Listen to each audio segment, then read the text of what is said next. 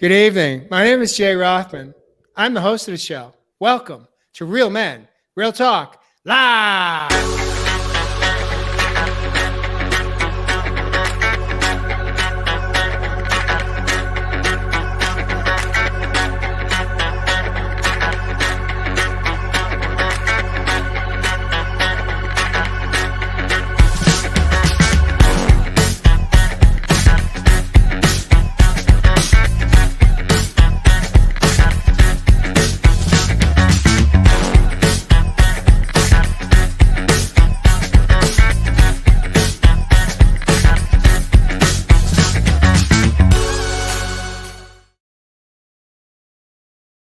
Welcome back. Again, my name is Jay. I'm the host of the show. I am excited this evening to have my three brothers back in the studio.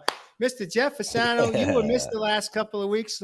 We hope you had nothing but success being the creative man that you are today, traveling somewhere around the U.S. of A., capturing people in their finest moments, doing what you do best, which is having the camera somewhere in front of your face. Welcome back, Jeff Fasano. Thank you, guys. You know what I really missed? Can't imagine. That song. There you go. Nice. That still gets every show. That song, Josh, wherever you found that. Anyway, that's the lead into the creative part of the show.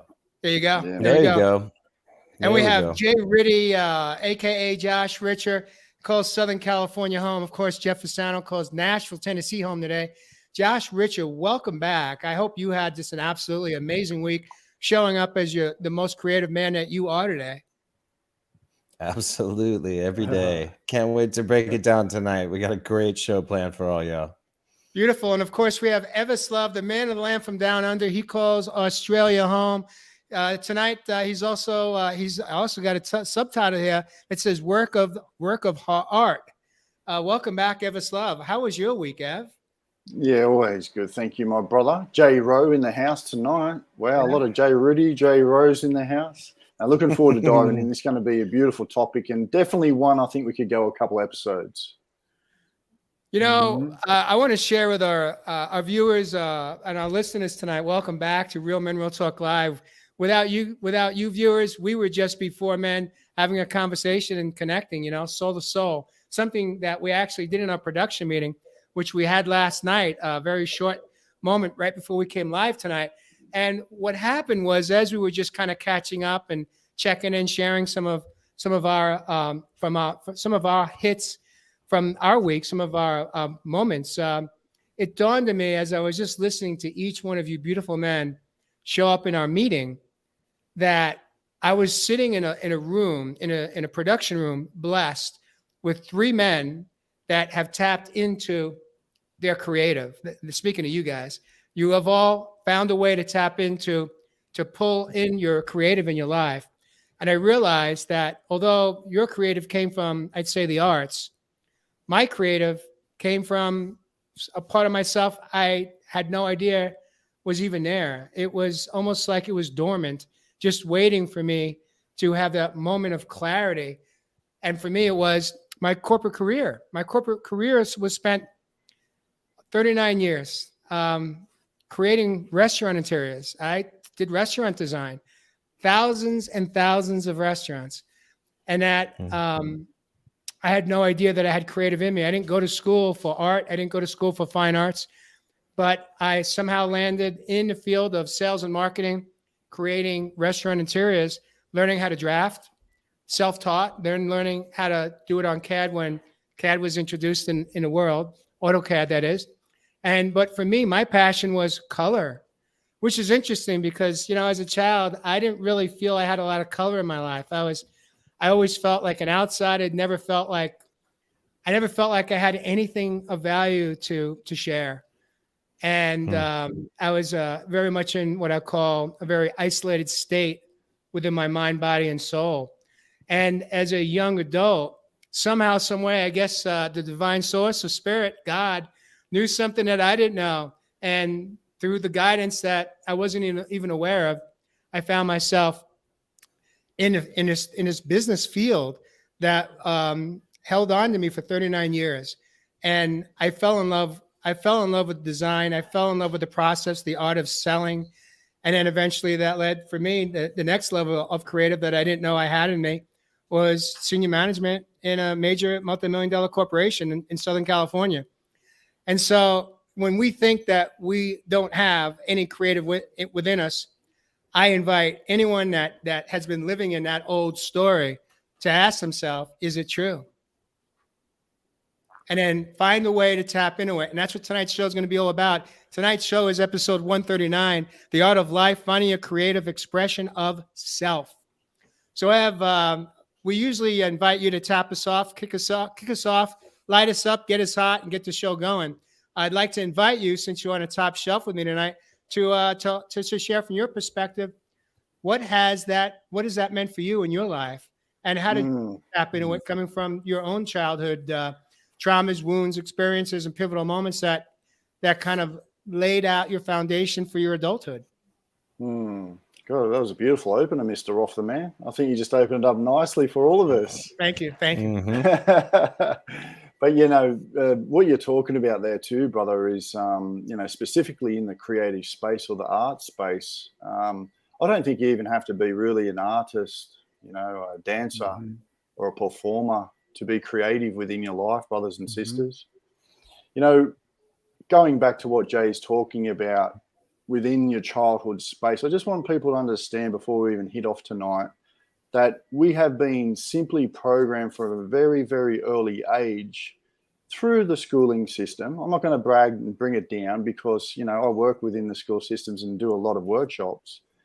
But I will say, as it's slowly starting to pave a new way into how we really embrace this creative way of living, we were actually awarded and rewarded for putting our heads down and regurgitating information to actually come up with particular solutions within our life. Now, through that stage, through the curriculum of school, we go through all of these years using the left-sided brain. On that left-sided brain is your analytical, your logical, and the very systematic side of who we are as a human being. Now, I'll put my hand up for this, man. I was that dude that would sit in class looking into the sky, looking outside the window. What was I doing? I was tapping into my imagination. I was tapping into the image. I was tapping into the right side of my brain. I used to love art.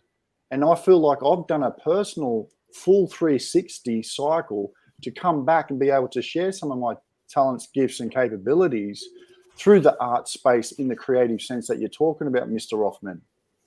But one real special thing that I've been able to observe, just even in these last couple of years, and with a lot of the people that I serve on their journey, is that the most successful, the most peaceful, the most happiest, and that sort of in harmony and alignment are those people that are creating their lifestyle, that are creating what they want to see out in the real or reality. Now, these sort of people, they're actually creative problem solvers. They don't necessarily, like I said, all get a canvas and paint or take a beautiful photo like Mr. Fasano, but they are creating the way that they want to live. And for me, that's really what I feel we could really deep talk about tonight, because I wanted to really talk about now how even just for an example, next week, I'm running my Rainbow Serpent Dreaming Wellness Workshop, which I've now been able to include my mum into this workshop, and the possibility of being able to actually bring my brother into this workshop. So I've been able to create something that is generational to allow us to live in flow, not to actually try and think I need to force my way through life, as many of us have up until this point. So yeah, man, I'm looking forward to diving in deep tonight. If one of you brothers want to piggyback on that, love to hear what you've got to say. I got a question for you, Ev.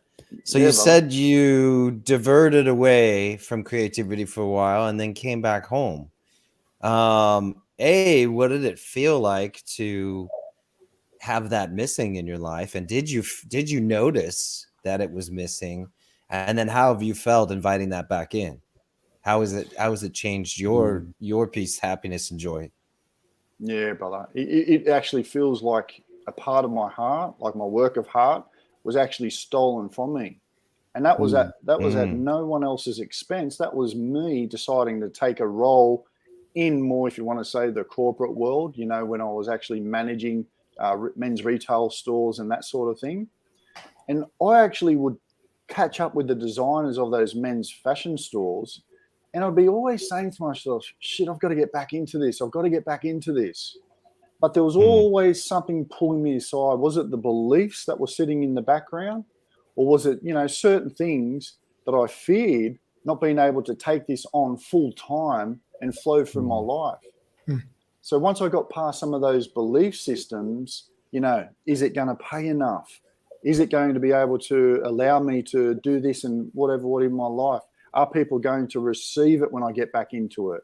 You know, all of these belief systems that come from the earlier years of the programs, when I was able to release those and now embrace what I do for a living and do what I love, now you start to live in that flow. Wow. So that's the magic of it all. Beautiful, Ev. Welcome home. Ev, I got a question for you too, Ev. Ev, I have a question for you. Well, we're only 10 minutes in, man. I'm on the seat. You're in a hot seat, you know. Well, you didn't know that the whole night was about asking you questions. Here we go. We forgot to tell you that, Evis. We forgot to tell you. What is it, Mr. J? How does it feel to now literally invite your mom into this experience next week? What does that feel like for you? Pure love, brother. Pure love. Being able to, you know, integrate that within our life, but also because it's so important to culture as a cultural aspect. So you think as First Nations people, a lot of our stories were told through creation. It's all about creation. So being able to do that, man, is definitely something, that's for sure. Beautiful. Josh, I want to ask you, since you're right below me in the box in the square grid here, which is there's not a whole lot of art to this grid here. It's very, very symmetrical. But the work you do is pretty phenomenal. I mean, how did you tap into your creative? Did you know that you had it as a child?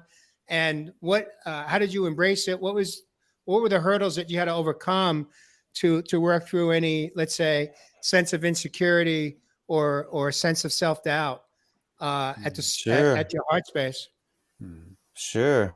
I always had it. It's I was describing recently to the girl I'm dating that get used to this, because it's like a fire hydrant with the cap off. Like, I have to create. It's a need for me. And I'll have to go out to my shop and build routinely, and I have to draw or paint or do something. And so I always had that as a kid, and I knew I wanted to turn it into a career. But like you, Ev, there, you know, unfortunately, the path that was laid out for us creatives was you're going to be a poor, starving artist. And when I found that I could do this in film and TV by sort of volunteering in Denver and getting over my fears and working on, you know, short films, and then loving what I was doing and wanting to make that a career, and then moving out here without knowing anybody, those were all terrifying. And when I got onto my first shows out here in LA, if there wasn't a deadline, breathing down my neck to have certain props or sets ready by a specific time, I mean, I certainly would have maybe been overwhelmed. I think the deadline kept me moving.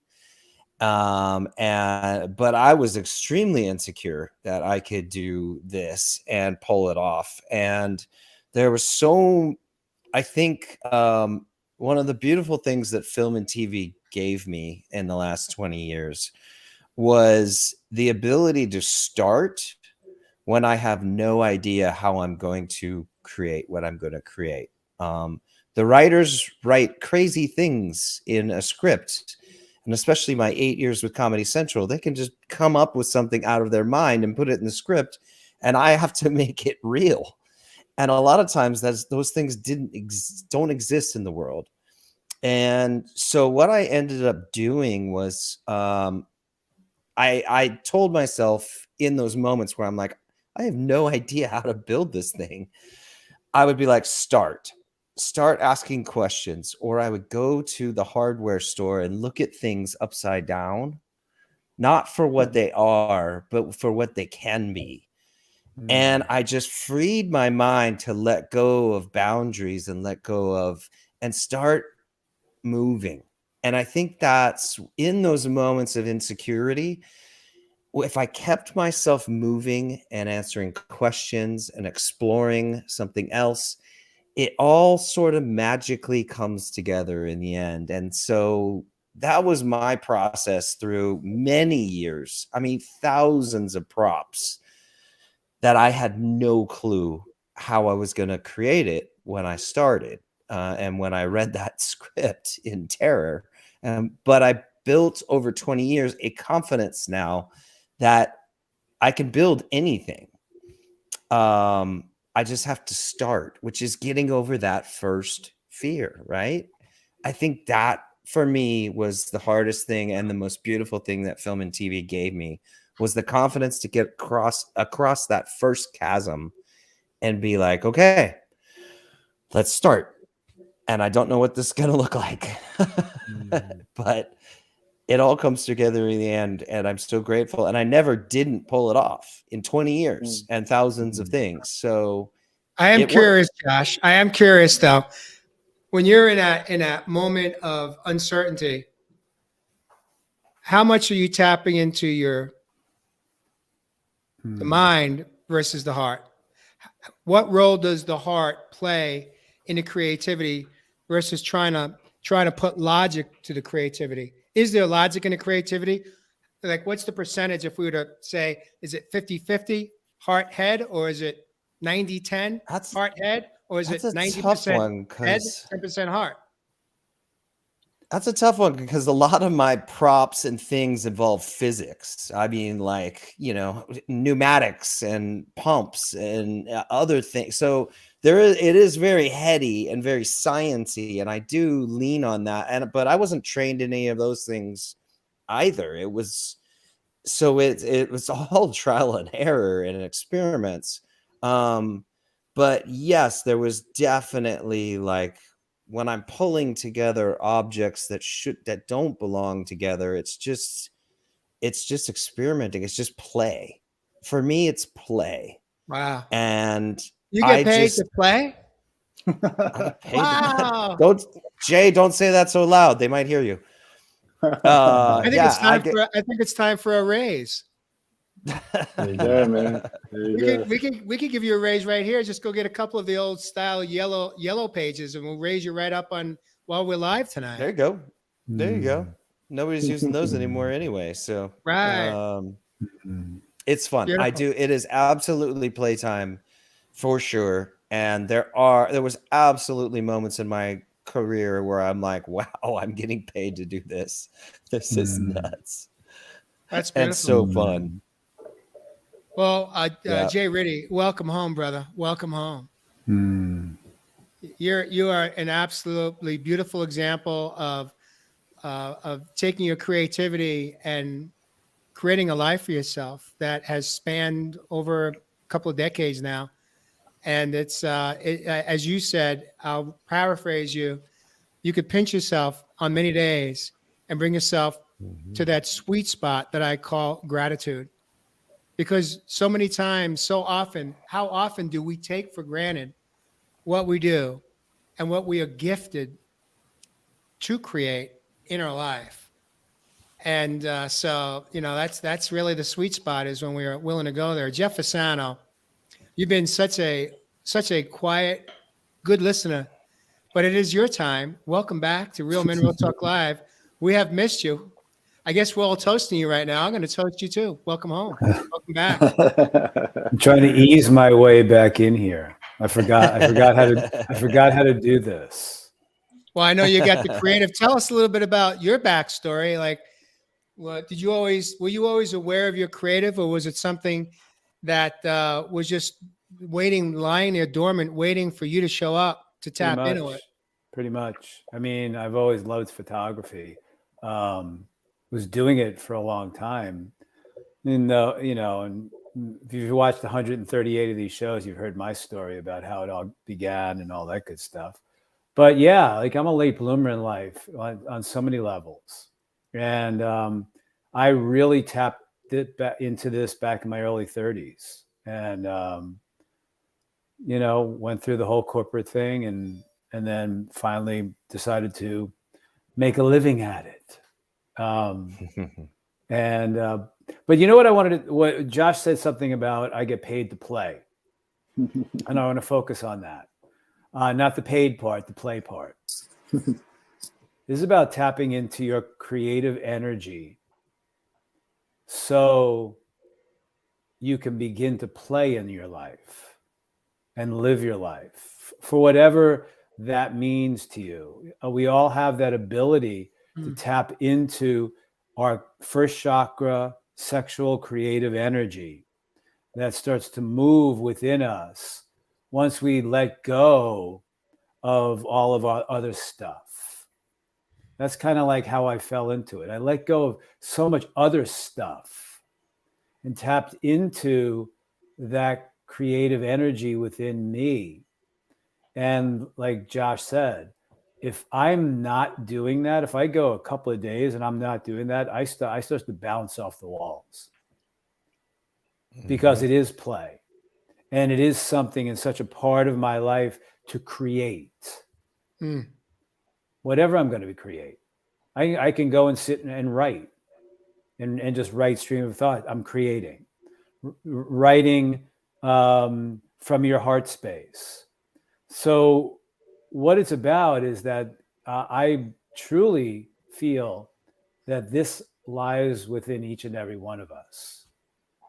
And it's there. And it's in our heart. It's in our soul. It's about tapping into it. Because as I said in the production meeting last night, creativity is not just about painting, taking a photograph, art design, writing, or writing poetry. That's all fantastic. And we all still can do that. Go sit down and write poetry. Go and read poetry. Have it move you, and then you start to write it. But it's a broad term, creativity. It's about how are we creating our life? How are you creating, even if you have a 9-to-5 corporate job, being creative within that job? Tapping into the resources of what you've learned. One of my mentor, Mario Cabrera, said, make sure you study and know the craft. So you have a myriad of ways of creating an image, a myriad of ways of creating an image.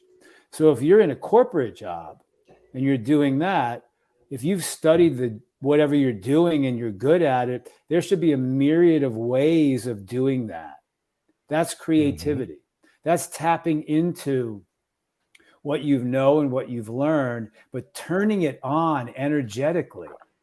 Because that's what it is. When Josh says, I have to create, that's because the energy, if we're not creating, that energy gets stuck.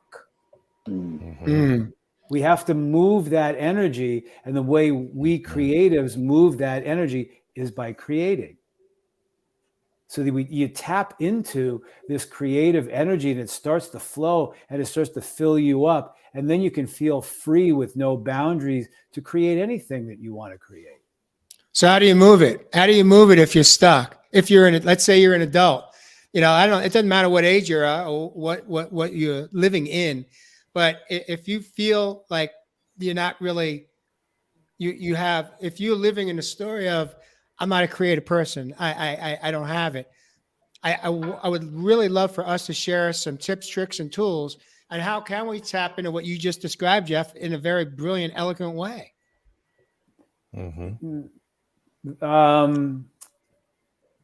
Don't think your way there. Just come up. Just share one. I was just going to say, go to a museum. Go to an art museum. Go out and look at nature. Go out and and explore. If you start exploring and getting out of your boundaries or your four walls and explore things in life that maybe you've never explored before. If you've never gone to a museum, go to a museum. Go and look at creation. Go and look at how Rembrandt painted light, folks. The next time you look at a Rembrandt, look at how he painted light. That is another way of tapping into. That was my first assignment way back when in the late 80s in my first photography class. Go and look at how Rembrandt painted light. I mean, that rocked my world and changed my life. Beautiful. Just that one simple thing. So you could just, tap into it. If you feel stuck, start writing. There you go. Ev, what do you make of and that? I think, you go, Jay Rudy. I was going to say, I think what it is, I mean, Jeff, you said it. It's like clearing the stuff, the stories, the beliefs, the gunk out of the way, and then allowing ourselves to experiment. Get your hands dirty. Go buy a canvas and buy some paints and just try. Like it's almost like creating is more about pushing all of the gunk out so that then we can emerge, whatever that we is, however that creativity wants to manifest itself. Like you so beautifully said, Jeff, too, it's an energy, right? It's an energy within us. And as we've talked over so many episodes, energy has to move, all of it, whether that be sadness, trauma, happiness. Nothing lasts forever, and it all has to move. So allowing its space to move and come forth and bubble up is what the process looks like for me. It's just making time, making room, making a place, buying something to just start, and then allow it to move. Love that. But love Ev, what do you got? And you think in today's world, I mean, with the innovation of technology the way it is, we were talking about connections last week. We didn't really go into that deep side of it, but you are now exposed to so much beautiful creativity within the world. I was watching a dude. He's over there on the other side of the pond. Goes by the name of Harry Mack, and I was really blown away by the way that he puts words together to create these, lyrics or these bars as they call them. And the way he connects with his audience is that he will do it on the spot. So he will go out anywhere, out for a walkabout, and he'll ask people within the crowd, give us 3 or 4 words. And then on the spot, he will create lyrics and bars or lines to create a rap on the spot.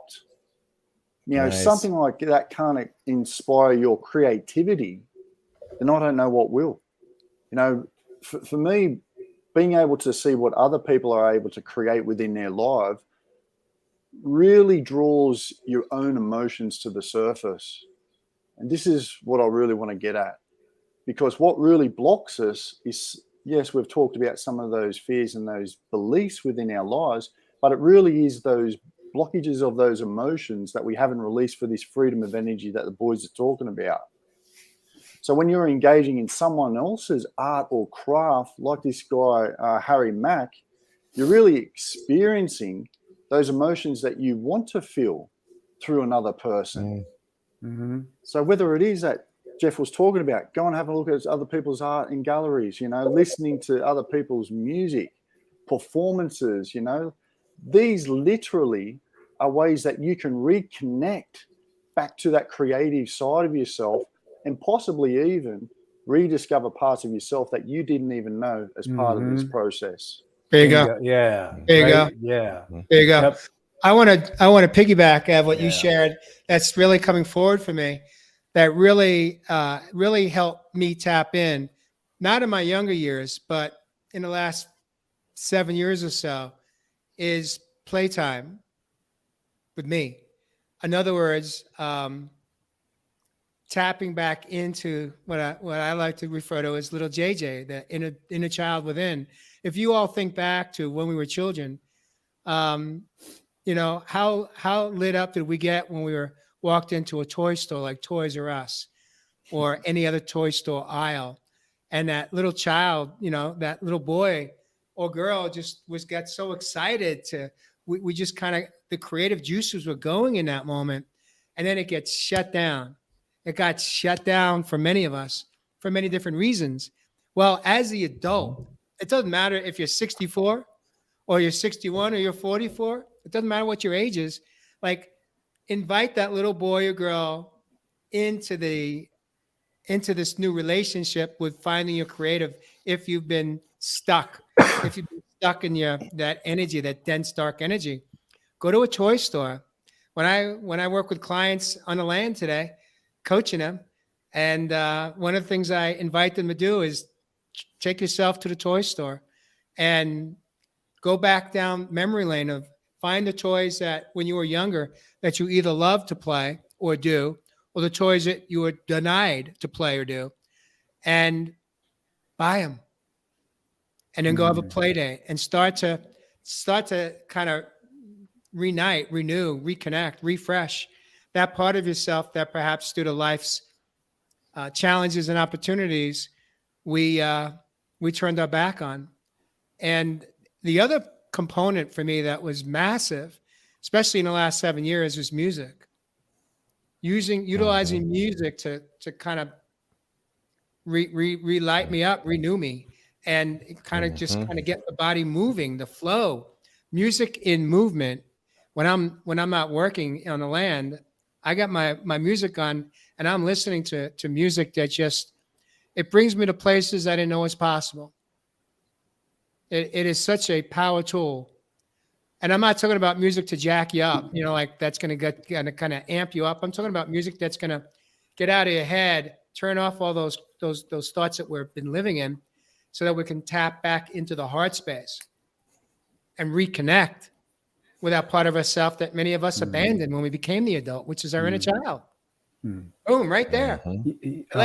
Let that little boy, a little girl within you guide you to your creative that you didn't even know you had, or you forgot you had. What do you make of that, Josh? Well, can I just pop in here 1 second? I want to piggyback on that. A woman many years ago, and I was still working in my corporate job, but I was building a portfolio and all that good stuff. I probably mentioned this on the show somewhere along the way. She said, what do you want to do with this photography thing? And I said, well, I love music. And it brings me so much joy. Music. And that brings me so much joy when I listen to music. It consumes me. Music consumes me, and I'm not a musician. And then I said, well, I also love taking pictures. And I'm good at taking pictures. And when I'm taking pictures, I really enjoy it. So why don't I combine both? I found what brings me the greatest amount of joy. It used to be baseball, but that still does. But music. And we talked about this in the production meeting last night. Who out there doesn't like music? Who in our audience doesn't like music? If you can tap into the music that you love and it starts to move you and you're feeling it, you're tapping into your creative energy. That's where it's hitting. It's hitting you in your creative spots. I love this music. I can move to it. How can I move to it? Maybe I want to play it. I chose to photograph it. So when you're into music and you're listening to it, pay attention. What's moving you? Where is it moving? And what part of your bodies are moving with that music? And what is it touching you deep inside? Because that is what can penetrate so much in your physical, emotional, and mental bodies and your spiritual body that energy, that creative energy will start to move. Because it's first chakra sexual energy that you're tapping into, which is our creative energy. And that's what it did for me. Music moves me on so many levels. And then photography is what I love doing. So I get to incorporate all of that. And that's what it did for me. Jeff, it's interesting. I never knew that. I knew that you lived in LA when you embraced your true creative talent, which is photography. But and you really made the inroads in let's say the actors and the scene of the movies and the actors and actresses. But then something brought you to Nashville, and you kind of crossed over into the music industry. But I didn't know this was probably that part of that story was that you realized that music was so. I'm making a presumption here. Like, was that what brought you to Nashville? That you realized that? No. But that's a hell of a story, though. This all started. This all sounded started good. back. This all started back. I mean, I've loved music since since 1964 when Meet the Beatles came out. I mean, I've loved music all the way. I was 6 years old and Meet the Beatles, and I've been into music for years and years and years and years and years. And I love it. I love it. And I was in my corporate job in New York when that woman asked me that question. And then she took me to RCA Records. And I wound up dropping my portfolio off and got a gig at, shooting James Galway. And it was music that thrust me into all of this. And, and that's what it was in New York. And then it just grew. I mean, and here's the thing about it, folks. Not to talk about my career or how it did it for me, but if you tap into this creative energy within you, you have no idea where it's going to lead you in your life.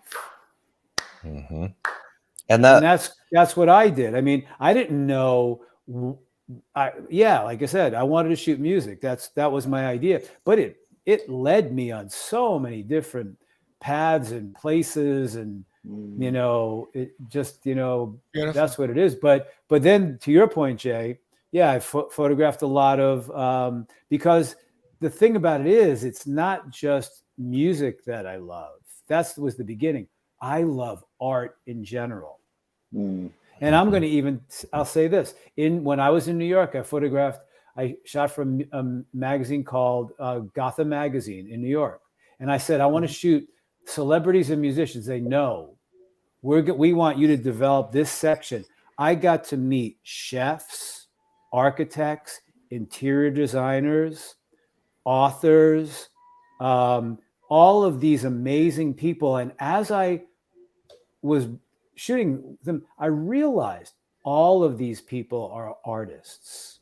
That architect, and so I would ask them, how did you do this? What is your art? What flows through you? It was magnificent. I was like a kid in a candy store talking to interior designers. And what is your artistic process? A writer, a poet, a chef.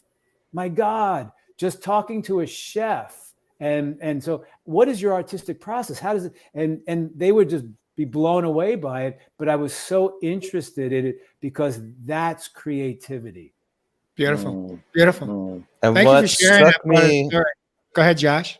What struck me most about your story, Jeff, is that yes, you loved photography. Yes, you loved music, but you took your creativity and you designed a life, a life that you love and that you just are thrilled. I hear it in your voice and I see it when you talk about your shoots. You are thrilled to do what you do. And what's hitting me in this moment right now is that out there, if there's anybody that doesn't feel they have a creative bone in their body or that they have talents to paint, do art in the traditional creatives, you can create your life. You can design a life that you want based on what you love and what connects to your heart, and start pulling in those pieces of the things that you love. And like Jeff just said, you don't have to know how it's going to look. In fact, for most of us, we didn't when we started. My life looks very different than I thought it would when I moved out here to LA, and started this journey. So start pulling in those things you love all together. And like Jeff, I mean, Jeff, photographing music. It sounds silly, right? It sounds like, how can you photograph an audio thing?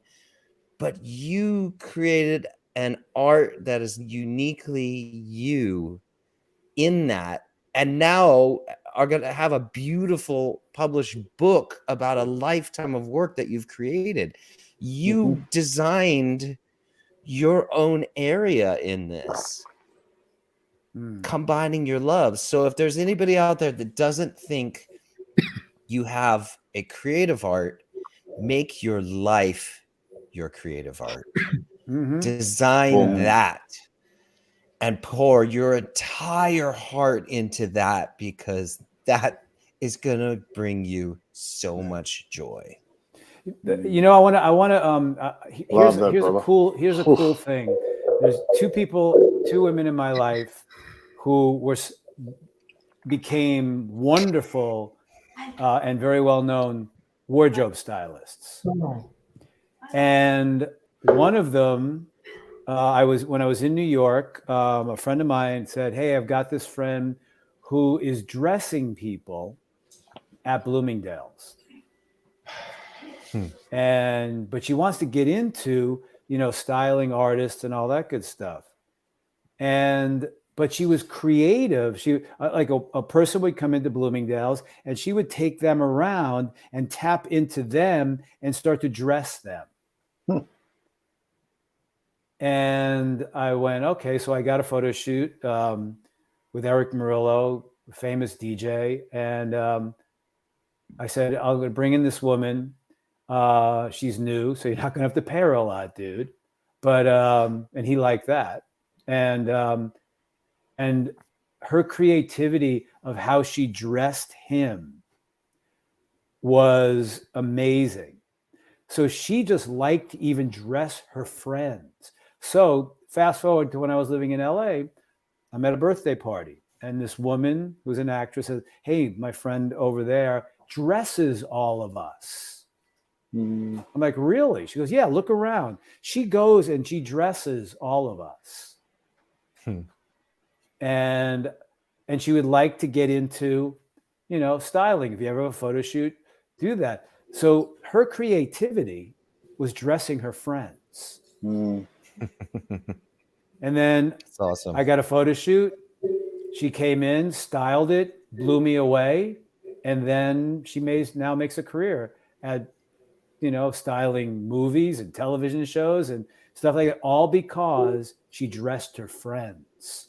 That's awesome. So that is just another way that they were tapping into something creative within themselves. And then it just, it moved into making a living at dressing other people. That's beautiful, Jeff. I want to shift gears in this moment and really kind of digress a little bit back to perhaps when many of us were children and we either received a message, words spoken, it could have been by a teacher, could have been by a peer or a student on a playground, or a sibling or a parent or an extended relative at home, that we were creating something as a child in child's play. It could have been a picture, could have been whatever it was. And we heard loud and clear that, however it was said, that we didn't have talent. And whether or not they said those words, that's what we heard. It doesn't matter what was said. What matters is how we received it as children. And now we kind of potentially shut down because of how we receive what's been said. And then we carry it into our adulthood. So my question is that if you have been living in this old story that keeps replaying every time you maybe consider tapping into creative, how can we overcome, how can we parent that inner child that's been holding on to the story that's not true? how can we change our relationship with that story that has defined our relationship with tapping into our creative to live our best life? Mm-hmm. Number one for me, brother, it's always making sure that number one, we have that clear vision. You know, we're talking about this creative mind. At least the clear vision, it gives us the long run. All right, it gives us a bit of the viewpoint of the future, so to speak. So at least if we've got that sort of benchmark or that viewpoint to see the vision, we don't even need to know how in the hell we're going to get there, because most of us creatives that are now flowing in the way that we live our lives, we never would have imagined that we'd be doing what we're doing today. So we don't need to know how to get there. It's just what it's about and why you're doing it. And then once we're able to release those old programs that Mr. J. Rose talking about, those belief systems, those hashtag BS, as he always says, then at least now we've got the clear picture with a blank canvas. And that's what I always say to my clients. We're going to need to clear and erase the past, because that is not who we are today. So when we have that clear and that blank canvas, we've got the vision, it gives us more clarity with what we may want to create within our lives. Whether that is picking up a hobby, a passion, a pastime, whatever it may be, at least now that you've got a clear view and that you've cleared the slate from the past, now you can start implementing behaviors, certain traits, certain actions into your life that are going to allow you to be more creative in your life. Mm-hmm. Mm-hmm. Let me ask you this, Josh or Jeff, either one of you gentlemen. The programming from society, as far as the norms go, that condition us from not potentially tapping into our creative. How do we break our relationship with the programming, again, that we may have gotten at school, that we may have gotten on the TV, in the movies, society's programming? Does it stunt our growth in the creative? And how can we break free of society's a judgment of what is viewed as creative or not? Because there's a lot of people that may not be into the arts, may not have access to tap into that. But there's, as you have all shared tonight, creative comes in many different forms. You don't have to have the paintbrush, or you don't have to be on a TV or a movie set to tap into your creative. The chef. I mean, my beautiful partner Mary, she's tapped into a creative she didn't know was always there. Exactly. I was going to bring that up. I was going to go, you live with someone who has tapped into creative aspects of herself that you just said. She went, oh, never knew that was there. So I'm going to share a little secret and how, and real briefly, when she got her first opportunity, her first paid gig, her first job as a creative food artist, she said, "Oh my God, how am I going to do this?" And I said just a few words to her. I said, "Just start." That's it, man. Just start. Just like what you said. Or you've been doing it. Just do what you've been doing. That's what Mario Cabrera told me. Like, oh my God, I'm getting a gig. What do I do? Just do what you've been doing. Yeah. I'm gonna share. Jay, yeah. Go ahead, Josh. Yeah. You bring up something that I wanted to flag, because you asked your question before. How do we know?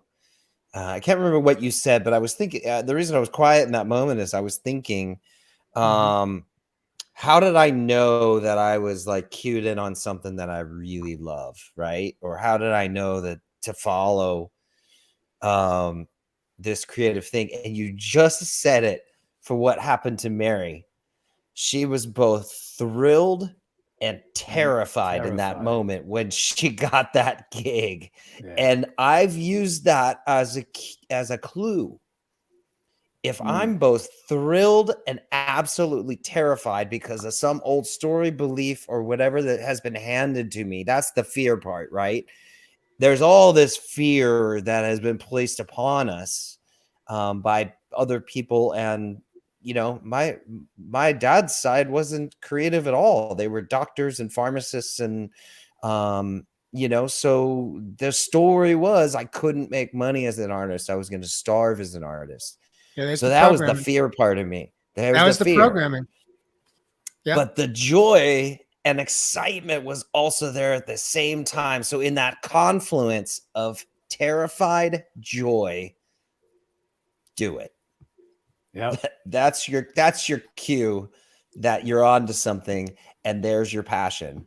Right. When those two meet, absolute thrill and absolute terror. Do it. Yeah. You know what the beautiful part is, gentlemen, is when you're able to be on the sidelines and be a cheerleader and just be that conscious observer. Mm-hmm. And just by being a conscious observer and being a cheerleader, you can support someone's growth in their creativity that they didn't even realize was a creative part of themselves. So for me personally, I'm speaking about my own personal experience. It's been such an honor, such a joy to witness, to watch, and to support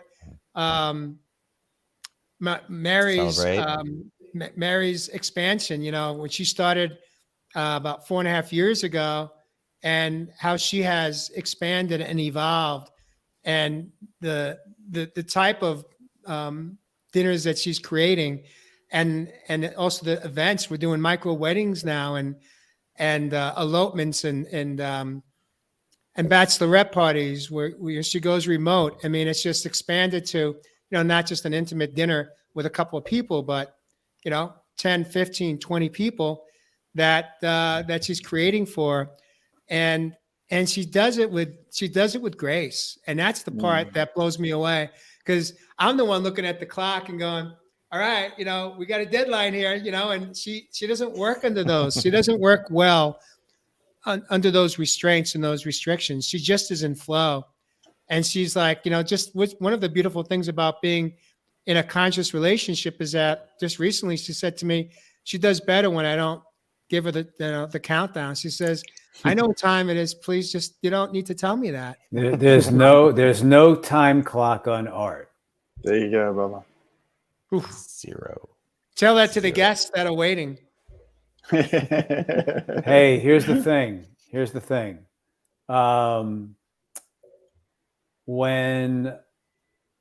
one thing about, you know, being gracious and responsible and all that good stuff. But there's another thing about, you want my art? I'm going to give you my art. There's no timetable on that. Beautiful. It's no timetable on art. You know, it isn't. It's like I said in the production meeting. When you tap into creativity or that creative energy, that's when you really, really start living life. Mm-hmm. Mm-hmm. I want to switch gears one last time in tonight's episode, as we're about 7 minutes from the hour. Believe it or not, gentlemen, you guys have tapped into the creative part of our show tonight, and the time has flown by. But what role can the creativity play in supporting people's mental health and emotional well-being? Who wants to take a jump at that one? I think we've already answered that question. that is a show in itself. Really, that's part two. I feel like with what we've been saying tonight, I mean, listen to the energy that's moving within the four of us about this, and the energy that's flowing. Because if you tap into this, you're going to start tapping into a joyous part of yourself that you'll be able to use when, you know, you're not feeling the best. I'm really bummed. I'm really, you know what? Well, I think I'll go on a nature walk and maybe look around and be creative. And because that's what it is. You get out of your mental body and you move into that energy, and it's in your heart space.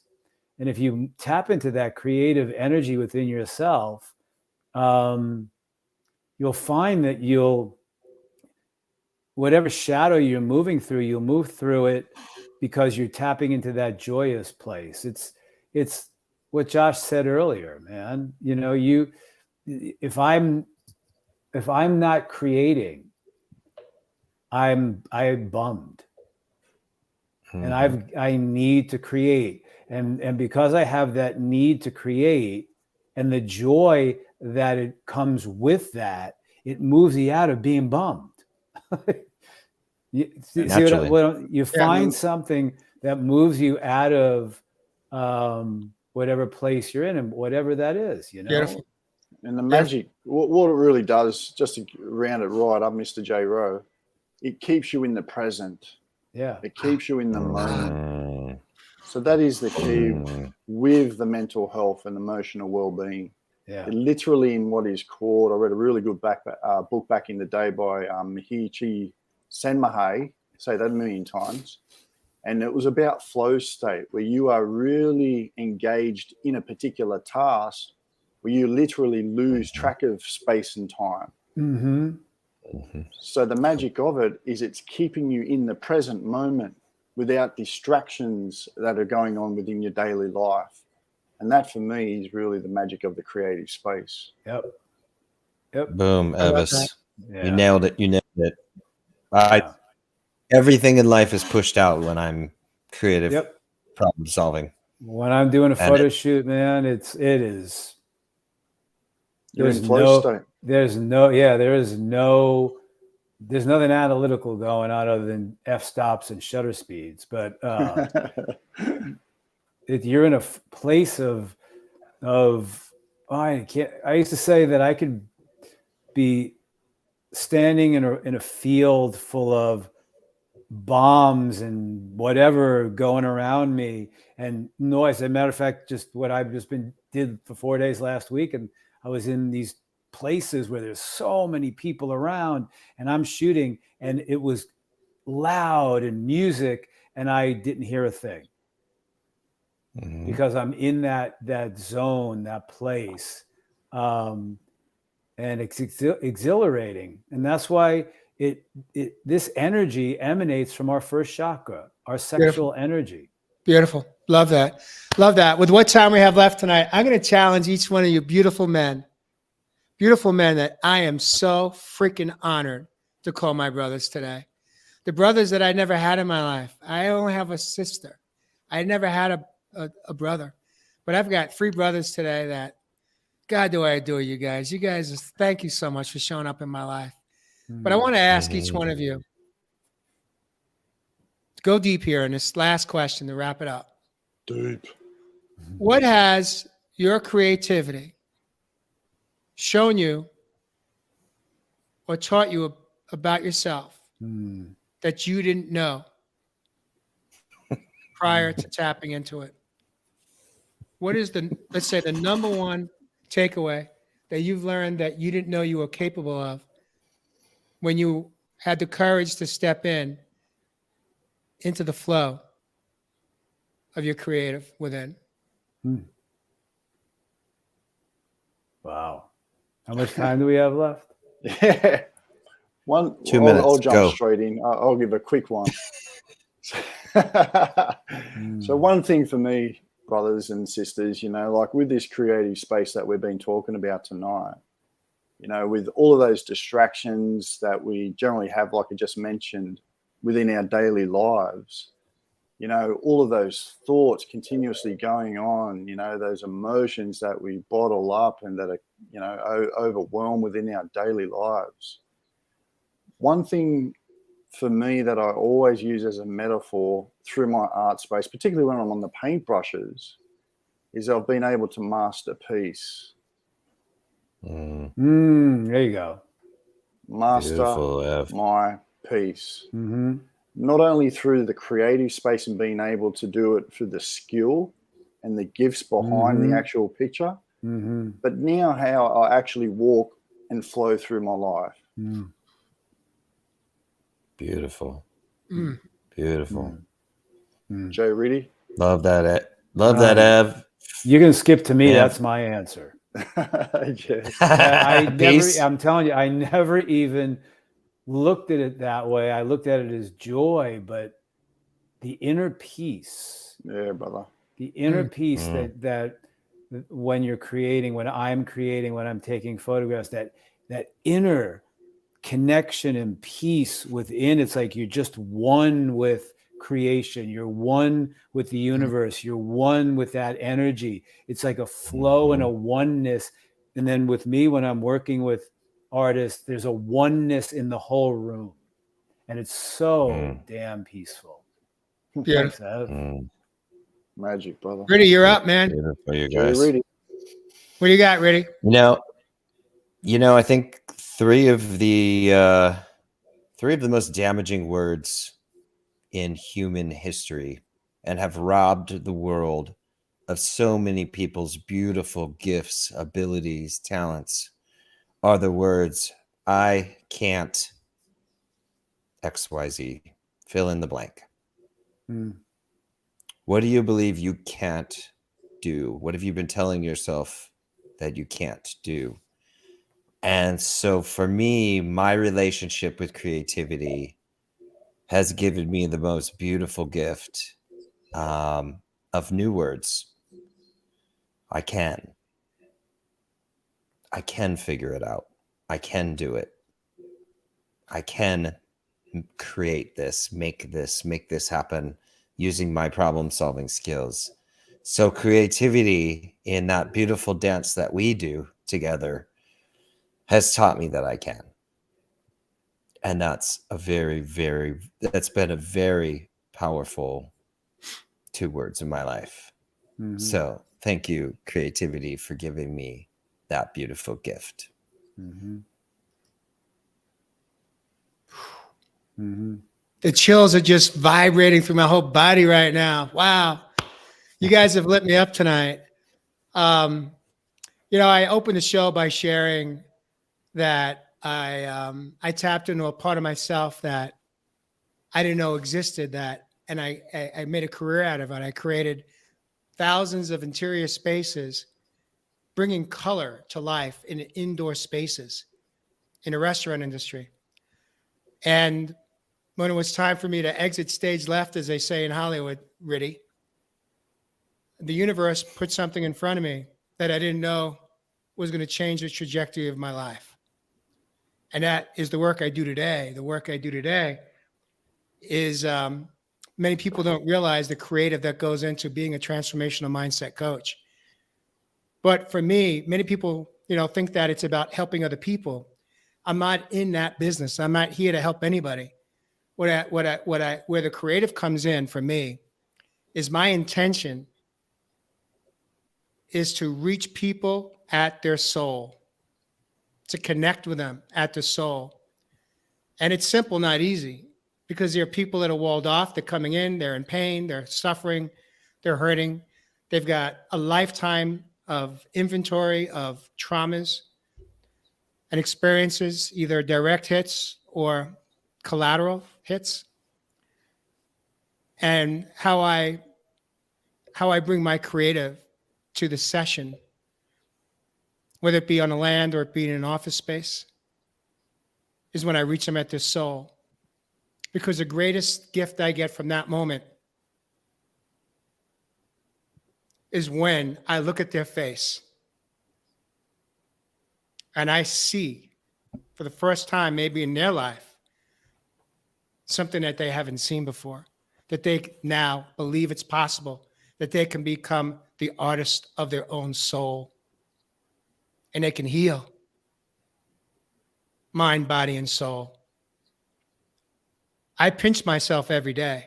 I cannot believe the gift that I get in the art and how I express the art and how I bring them to their own art within to create the life that they didn't think was possible. And it brings me incredible gratitude. It brings me incredible emotions that you get to witness. You see every Thursday night. I came off of an incredible hike this morning. And for me, it is all about tapping in to create and find the artist within your soul. And with that, I love you, brothers, viewers and listeners. If you heard something that resonated with you tonight, please take a moment to just share it out in your community. Share it with friends, family members, siblings. Invite them to become the artist of their own soul. And with that, gentlemen, thank you so much for joining me this evening on Real Men, Real Talk Live.